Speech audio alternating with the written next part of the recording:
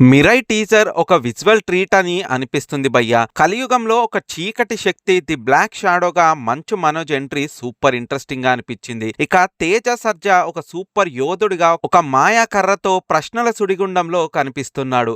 ఈ teaser ending లో రాముడి ఎంట్రీలా ఇచ్చిన హింట్ అయితే హైలైట్ గా అనిపించింది. రైలు పై నుంచి దూకే ఫైట్ సీక్వెన్స్, అద్భుతమైన విఎఫ్ఎక్స్ ఇవన్నీ కూడా గూస్ బంప్స్ తెప్పిస్తున్నాయి. అశోకుడి సీక్రెట్ 9 పుస్తకానికి కూడా ఈ సినిమాలో ఒక ఇంపార్టెంట్ కనెక్టివిటీ ఉందని అనిపిస్తుంది. కార్తీక్ ఘట్టమనేని డైరెక్షన్ ఒక హాలీవుడ్ లెవెల్ ఎక్స్పీరియన్స్ ని ఇస్తుంది.